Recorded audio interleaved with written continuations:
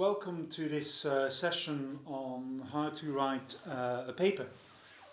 This is going to be a short session where I introduce you to how I feel, and this is just my recipe, so clearly I don't think, a golden recipe. There isn't a route which you must absolutely follow, but in my experience, this is an attractive way to write a paper, or indeed very often also submissions in court proceedings, scholarly works, etc. So I hope it helps. I hope it helps you particularly focus the process and avoid that one gets lost in data overload, because I think that is one of the main challenges with both court submissions as well as, of course, scholarly papers. So if we look at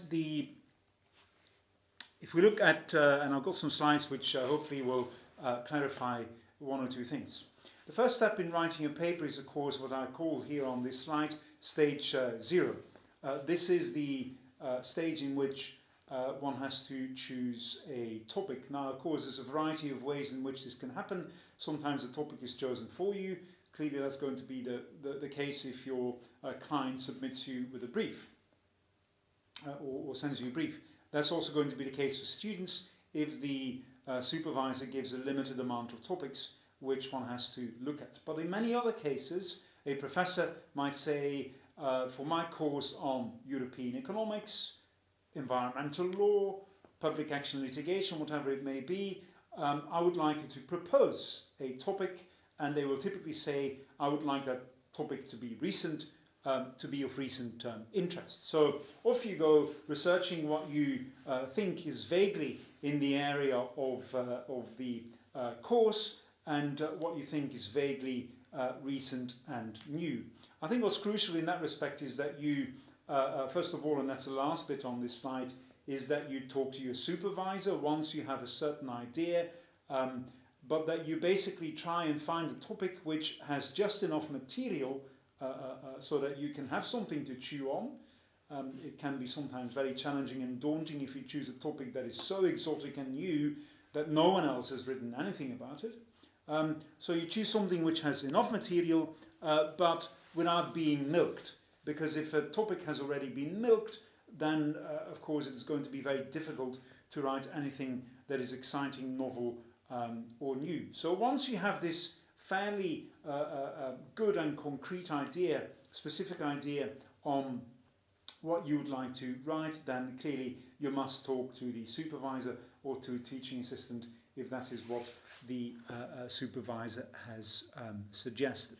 So that is step 0. Now, assuming you have passed step 0, so you've agreed with the supervisor that your topic is going to be X, then you get to stage 1, which I have to say sometimes is a little bit mixed with stage 0, because in stage 0 as well, you're going to do an awful lot of searching and reading. But let's focus on what is now stage 1. That is the stage of what I call here data overload. So this is basically the stage in which you're going to probably, most of us, even if you are a legal scholar, academic, or if you are a practitioner, then one's intuition would certainly be to simply Google, unless, of course, you have an assignment in an area that you're very familiar with, which might be an area at the bar, or which might be an academic area, then you might, of course, have the knowledge at the back of your head. But for many issues and for many people, that knowledge will not be at the back of your head at all. So you Google. You Google what are the obstacles to renewable energy development in Europe? What is the state of the lex contractus in European conflicts law? What is the status of disputed areas in the Mediterranean under public international law, etc., and so on and so forth? You Google, you come across a huge amount of data from many topics, so you will bump across books, you'll come across articles, you'll come across newspapers cuttings, you'll come across blog posts, tweets, etc. I want to just emphasize very briefly excuse me, on that issue, that for blog posts and tweets, that even in academic scholarship, they have now become quite relevant. There's an awful lot of very good academics, there's an awful lot of very good practitioners as well, who tweet and who post blogs on areas of their expertise, and one certainly must not dismiss those offhand, because there's an awful lot of them that will be very, very crucial.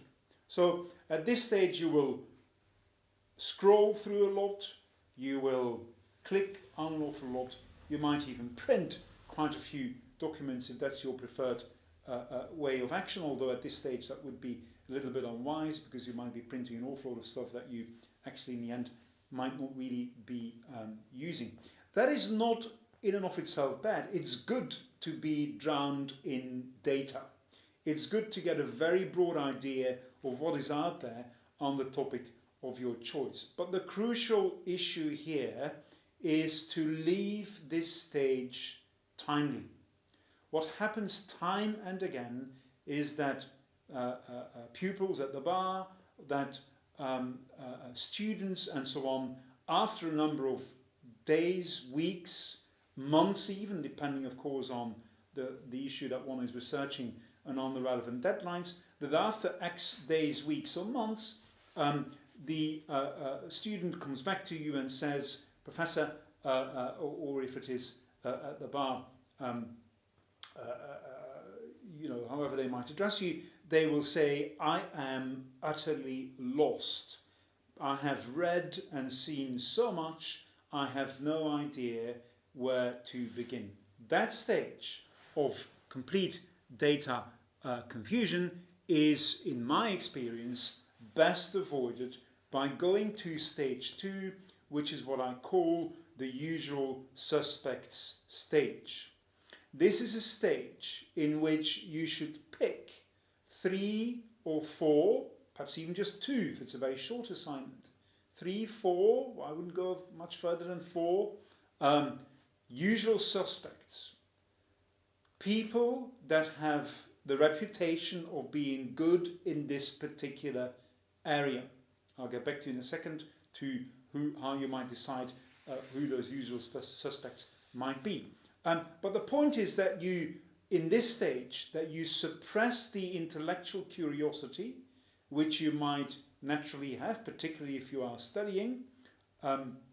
Suppress your intellectual curiosity, which will also have been triggered by the many exciting ideas that you will have seen in stage 1. Suppress that for the time being with a view to building a skeleton. Make sure that you have a structure which will give you something to hold on to, which will give you something to anchor an exciting analysis onto, so as to avoid that you get lost. So you pick 2, 3, 4 usual suspects. How do you know who those usual suspects are? Well, first of all, it might be that the supervisor for the course has given you a number of sources or websites of which she or he says these are the core sources of whatever the topic may be. That, of course, will help. There might be other ways in which you can probably detect that someone is a usual suspect. They have written a handbook about it with a reputable publisher. They have published a paper on it in a reputable journal at a top university. Or indeed they might have published a shorter article in a very good newspaper. All those elements are indications that that these people that have written this particular analysis will be at the top of their game and will be recognized experts. So you pick, in the example I have on the slide here, we've picked 4 usual suspects. And the first usual suspect, let's say that the topic is something that earlier I suggested might be obstacles to the development of renewable energy, then usual suspect 1 will say the problems with renewable energy development are A, B, and C. Right? Usual suspect 2 will probably say the challenges are actually B, C, and D. Usual suspect 3 will say A, C, and D, and usual suspect 4 will say A, B, and C, perhaps an E, whatever it may be. You see where I'm getting at. The usual suspects will probably converge in their analysis of what the main challenges to a particular topic are. Right? So what you do is you take these elements And you build that, as you can see on this slide, into a skeleton. You build the topics which the usual suspects has suggested represent the core challenges to your chosen topic, and you break them down into the relevant headings. So in the example that I gave here, because of the various topics that the experts suggested, you will have in your skeleton 4 headings. You will, in other words, basically at this stage of the analysis, assume that the challenge with renewable energy development is heading A, B, C, and D. That's it. You know fully well from your data overload stage that there's many other people who suggest an awful lot of other stuff, right? But that's not what you want to be interested in at this moment. You build your skeleton. That basically means that you have now transformed data from stage 1 into information. That information gives you the skeleton. That information gives you what you need to avoid that you feel lost. Fairly simple. It works very well because the advantage of this stage is that you can now go to the intellectually arguably much more exciting stage, which is stage 3, and that's what I call here on this slide the stage of confrontation. This is a stage where, having now gotten your skeleton, having your backup, not having to feel lost, where you can go back, as you see on the arrows indicated on this slide, you can go back to what I called in stage 1, every Tom, Dick and Harry who have expressed their opinion about a particular topic. And what's exciting in stage 3 is that even though Tom, Dick and Harry may not be usual suspects, they may actually have exciting things to say. It's clear why. Sometimes the usual suspects have recycled old work. Sometimes the usual suspects are so much at the top of their game that they're also engaged in an awful lot of admin, management and so on, so they haven't perhaps followed the most recent developments. They might have basically also run out of exciting ideas. Right? It's clear that the usual suspects will continue to have an impact on the topic, but it's equally clear that fresher minds, fresh meaning either younger minds or simply people that are newer to the field, will have interesting ideas as to what, in the example of my slides here, as to what the obstacles to renewable energy developments are.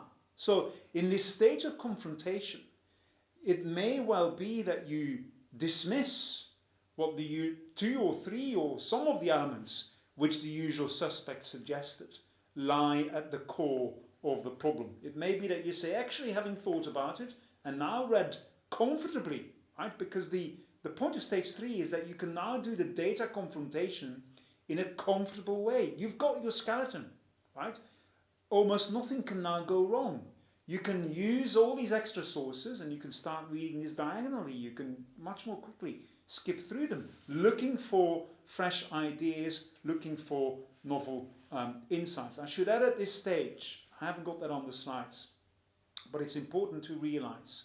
I should add at this stage that you must, in this whole process from the very beginning, even in stage 0, make sure that you keep very good track of any ideas that you might write down and where you got those ideas from.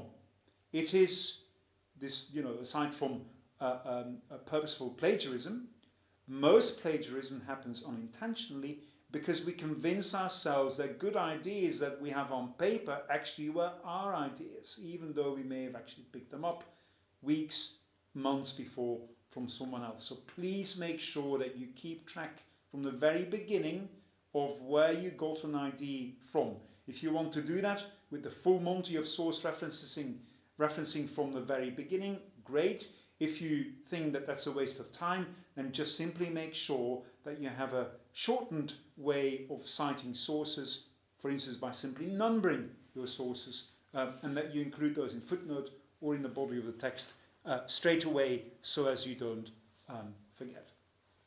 Going back to stage 3, excuse me, you will have confronted all these various ideas, and that may mean that in your mind you start dismissing some of the headings that the usual suspect suggested. You still have heading A and D, but you now start adding heading F, G, and H, which are suggested to you by the lesser gods, the ones who just posted a blog, the ones who posted in a journal that is perhaps less, has a slightly less established reputation, and so on and so forth. And of course, crucially, this is also the stage where you will have formed your own idea. That's what I have at the very bottom of that slide. You now emerge as a reliable source and as a reliable creator of ideas, because in your mind and through all the reading you have confronted a wide range of issues, a wide range of ideas yourself, which you can now comfortably insert into what will turn out to be the final structure of your paper. So the skeleton that you have developed in stage 1, which is giving you the backup and a support throughout this whole process, might well now disappear to some degree. It could be that it still survives, but it's likely that some of it will disappear. So don't be afraid, of course, to change the structure, to change headings, and to turn things around. The point of the skeleton is not so much that it stays there for absolutely ever.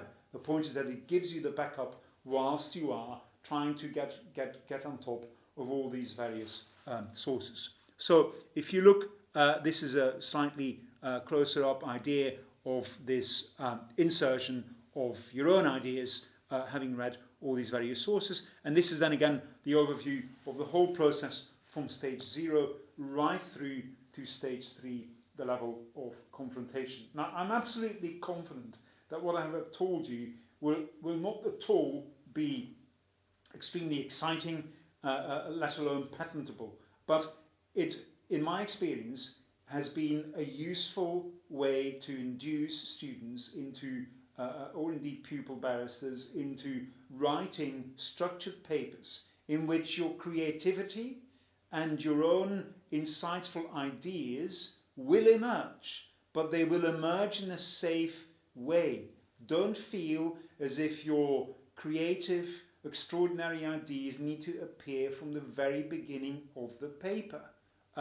That is a talent which is given to very few of us, and in fact it's probably a talent that is only given to those of us with a certain amount of experience in a certain area. Most of us have to go through all these stages in a structured way so as to in the end up with something that is an exciting paper with innovative ideas based on a proper research methodology and without having felt at an utter loss at some stage in the procedure. So I hope that is helpful, and if you've got any further questions on this process, then I trust you will find me.